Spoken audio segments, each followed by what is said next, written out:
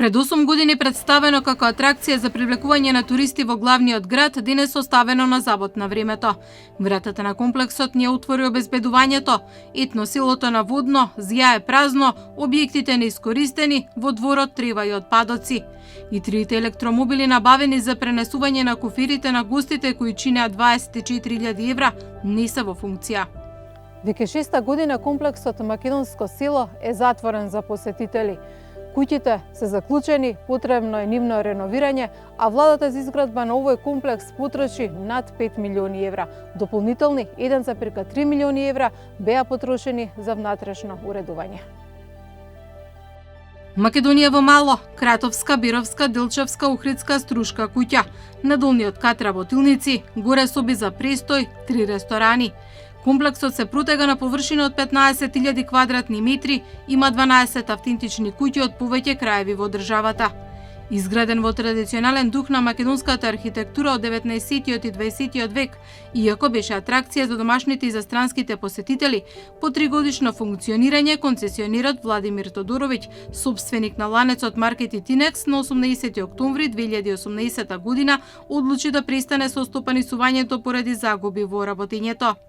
Трендовски е да луѓето патуваат и веќе да не само разгледуваат нешто, него и да учествуваат во одредени културни настани, знаменитости, да запознаваат, да ги задоволуваат своите потреби естетски, културни и индивидуалните потреби и образовни потреби, и затоа ваков проект трендовски се прави не само кај нас, него и во други земји и во околината, каде што ги прикажува традицијата, културата, особеностите, архитектурата на земјата, а ова е одличен проект каде што сето тоа е ставено во еден комплекс, каде што исто така се водело грижа и за традицијата, занаетите и она што е одраз на нашата култура.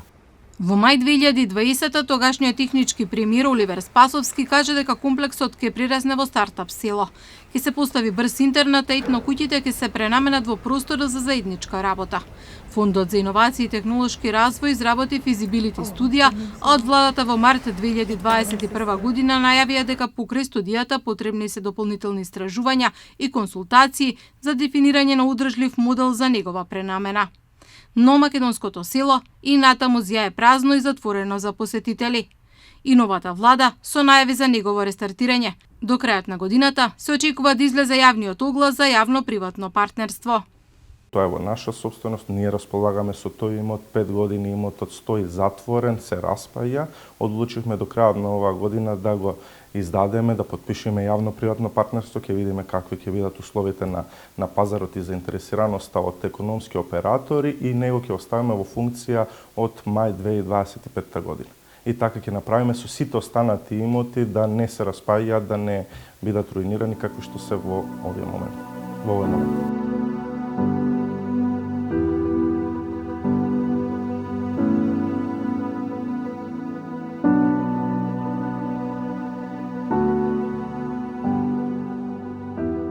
Реално не треба да се инвестира многу. Моментално ние имаме таму овластени државни проценители да утврдат какви се штетите од овој период додека било затворено 5 години, да видиме дали нешто треба да се реагира од страна на државата или можеби ако се мали корекции ќе го оставиме тоа да го средат економските оператори кои ќе бидат заинтересирани. Од она што јас на прв поглед можев да го видам, пломбирани вили, пломбирани ресторани, не знаеме внатре со што располагаат.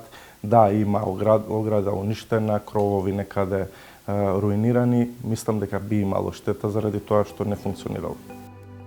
Експертите со предлози за одржливо работење на комплексот потребни се системски промени и финансиска поддршка од државата.